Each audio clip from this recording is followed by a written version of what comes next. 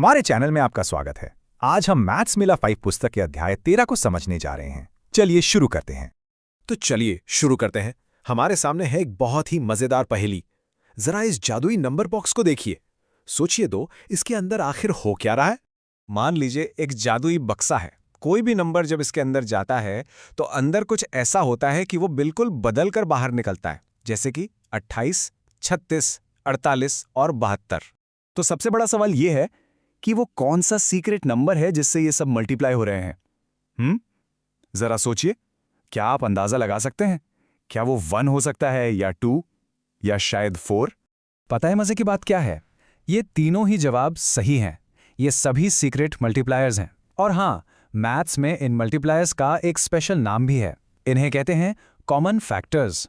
Common क्यों? क्योंकि ये उन सारे नंबर्स को, मतलब 28, 36, 48, 72, सबको पूरी तरह से डिवाइड कर सकते हैं। और हाँ, जो नंबर बॉक्स से बाहर आ रहे हैं उन्हें हम कहते हैं मल्टीपल्स।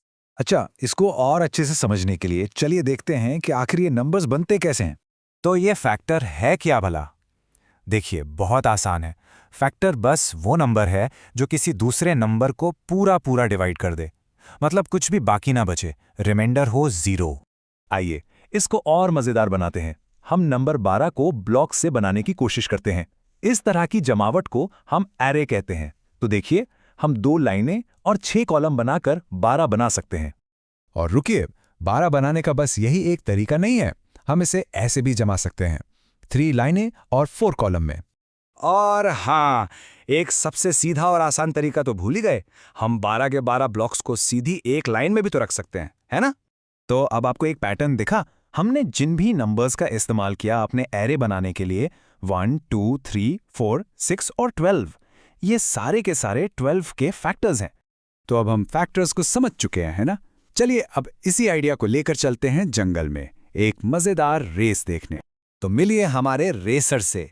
एक तरफ है तेज तर्रार खरगोश और दूसरी तरफ फुर्तीला मेंढक। दोनों की अपनी अपनी स्टाइल है। खरगोश लगाता है 4 कदम की छलांग और मेंढक लगाता है 3 कदम की। चलिए पहले मेंढक को देखते हैं। वो हर जंप में 3 कदम आगे जाता है।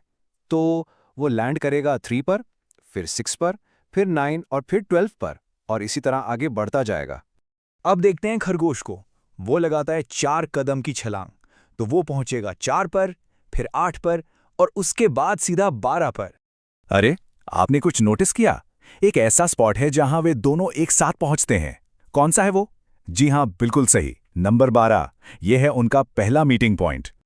और पता है, इस मीटिंग पॉइंट का भी एक खास नाम है। इसे कहते हैं कॉमन मल्टीपल, मतलब एक ऐसा नंबर जो दोनों के पहाड़े में आता हो।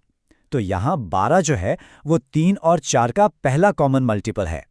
चलिए इसी आइडिया को लेकर अब चलते हैं अपने दोस्त मोगली के पास, जंगल की गहराइयों में। तो देखिए, मोगली इस रास्ते पर कूद कूद कर अपने दोस्तों से मिलने जा रहा है। अब सोचिए, अगर वो 2-2 कदम की छलांग लगाए तो वो सिर्फ उन दोस्तों से मिल पाएगा जो 4, 12 या 50 जैसे स्पॉट पर हैं। अगर वो 3 की छलांग लगाए तो वो 9, 21 और 39 पर रुकेगा, और 5 की छलांग में वो 10, 20 और 30 पर अपने दोस्तों से मिलेगा। और ये हमें वापस उसी आइडिया पर ले आता है, कॉमन फैक्टर। मोगली की छलांग का जो साइज है, जैसे कि 2, वो उन सभी नंबर्स का जहां वो रुकता है, मतलब 4, 12, 14, 50 का कॉमन फैक्टर है। तो चलिए अब तक हमने जो भी सीखा है उसे इस्तेमाल करते हैं और जंगल की एक आखिरी पहेली सुलझाते हैं। यह है शेर खान और बघीरा, और दोनों का शिकार का अपना अपना शेड्यूल है। शेर खान हर तीसरे दिन शिकार करता है और बघीरा हर 5वें दिन।